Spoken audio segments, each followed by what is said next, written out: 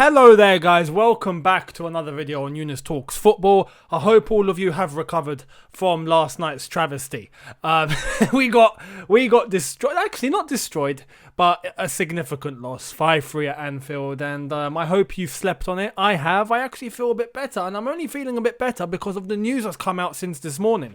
Little bits and pieces, which I'm going to go over with you guys now, and I'm going to give you a few reasons as to why you should be getting excited, because this made me feel a lot better after yesterday's loss. Now, before we get into things, I want to say you guys have absolutely smashed the like ratio that I asked for yesterday. I told you guys, let's get 1,000 likes on the match review for Liverpool-Chelsea. And what did you guys do? You smashed it. I think it's at 1,400 or 1,500. So what we're going to do, we're going to up it. Okay, we're going to up the levels again. Let's go to 2,000. If you guys can smash 2,000 likes, I will be very, very grateful. It helps me a lot, and I hope you guys will be on board with that. So thank you all so much. And if you are new, hit the subscribe button, and let's start this new journey on this new channel together. Now, let's get into it. I'm going to talk about 3 things today. I'm going to go over I haven't actually given my thoughts on Kai Havertz, and I'm going to start with that. And then we're going to talk about Gimenez, Jose Gimenez of Atletico Madrid, and then I've got a couple of things to say about Kepa because it's important that this gets said. Now, let's start with Havertz. Havertz, as I said, you guys don't know my opinion on him. I haven't spoken about him. Not a word yet. So this is the first. I'm going to tell you, I love Havertz. I love Havertz. And I honestly cannot wait because it's done. It's going to happen. If this deal doesn't go through, then pigs are going to start flying. Our special correspondent, Leroy Sane, over at Bayern Munich, confirmed it earlier today. He was in a press conference and he just started speaking and he was like, it's nice to 2 German players in Timo Werner and Kai Havertz who have gone to Chelsea and, very exciting. Havertz hasn't gone to Chelsea yet. Why would he say that? But hey, it's been constructed in the sense of, he knows something and Havertz is happening. And it did come out from Fabrizio Romano himself, the man, the let's go guy. He did confirm and say that Chelsea have agreed all personal terms with Kai Havertz. Now it's just a matter of Chelsea agreeing a fee with Bayer Leverkusen, but the addition to help that go through is that Kai Havertz has today asked Bayer Leverkusen to leave the club and go to Chelsea. So is that an official transfer request? Possibly. But what's coming out is that he has asked the club to let him go.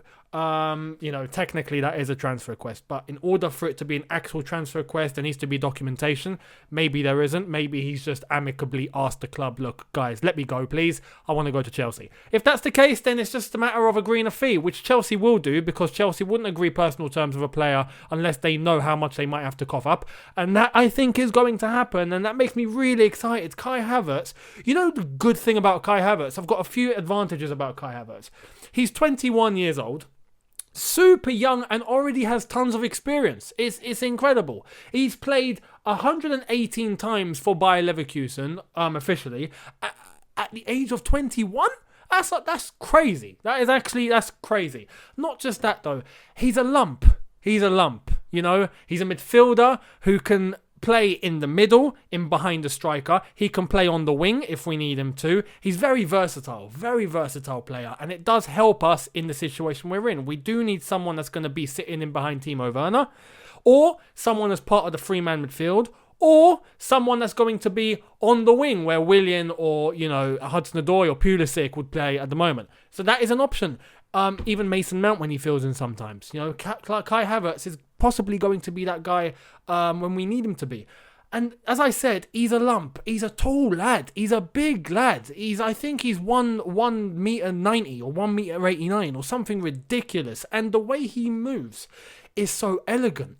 His skill set and the way he composes himself, I don't want to get too carried away, and I'm not saying he is this player that I'm about to mention, but the style is very, very similar. Zidane. If you guys remember how Zidane used to play, so cool. Zidane used to be so composed, so calm, never in a panic, always cool-blooded. He was always just so smooth, So elegant, right? He'd get the ball, he knows what he's going to do with it. No panic whatsoever. Gone. He makes it seem so smooth. The transition is just... it's like Gordon Ramsay cooking up something in a Michelin star restaurant. You know, it's class. Okay, Kai Havertz has that element to his game. If you watch him, he's so cool. He's so composed. He's so relaxed, and that's we need that. We really need that. We do have a lot of panic in the team at times. We need someone that's level-headed. We need someone that will go, no, guys, you know what? I got this.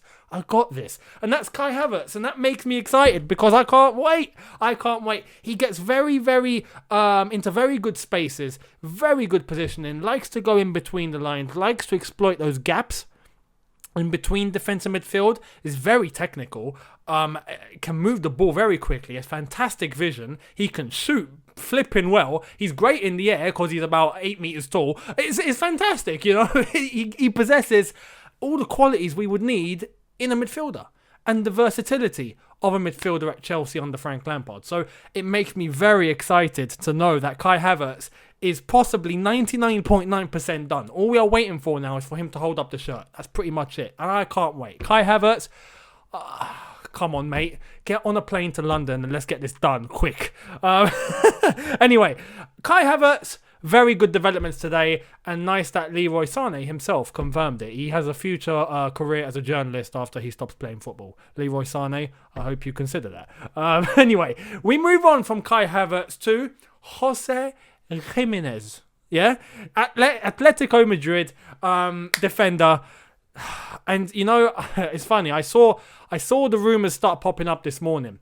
And then Matt Law came out with an article, reliable, with the Telegraph, saying that Chelsea have started scouting Jose Gimenez. And Gimenez is someone that Man City, I know, have been considering. Haven't actually gone in for him. We need to be quick if we do go for him. And I think it would be, honestly, a very, very, very good option.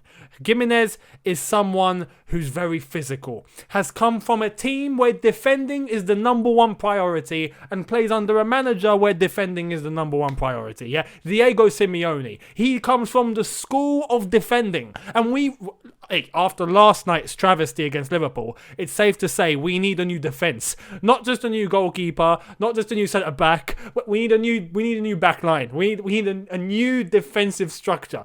Jose Gimenez is probably someone that's going to be a part of that. And I wouldn't hesitate going in for him. Again, 25 years old, very experienced already, can score goals. Ironically, very good in the air, gets stuck in, loves to throw his body on the line. We haven't had that since John Terry, and we have to be honest with ourselves. Yes, we've had players that look like they could be of that mould, but they've never really, fitted to maximum potential. Gary Cahill being an example. He's probably the closest that we've had to John Terry, and even that wasn't 100%. We look at Rudiger, he should be that guy, but he's starting to make a bit too many mistakes. David Luiz was that guy, then he went off to Arsenal, now he's making loads of mistakes, so that's great to see.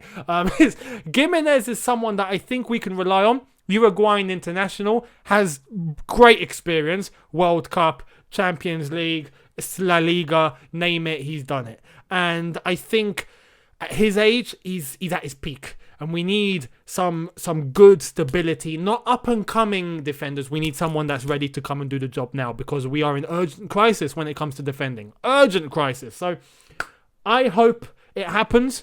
I hope Chelsea are scouting him properly, and I hope we make a move. Fingers crossed, it won't cost too much money. In all fairness, you look at the transfer fee of Havertz. That's going to be a lot of money.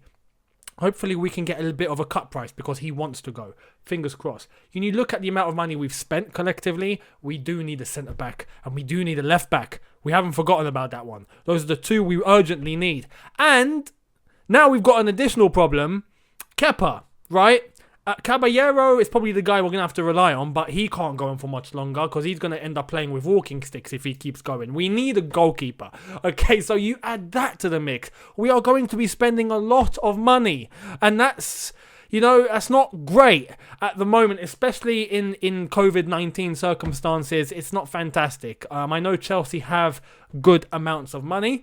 The structure has been very nice. Roman Abramovich and the board have done a really good job in conserving amount of money and being able to sell and buy, net spend and do all of that. It's been really, really good. We are in a very good financial position. But we have to be careful to not go over the top. But the truth is, we are forced now. We haven't got an option. We need a centre-back. We need a left-back. And now we need a goalkeeper. No questions. So it's going to get interesting. Now, to wrap up this video, Kepa.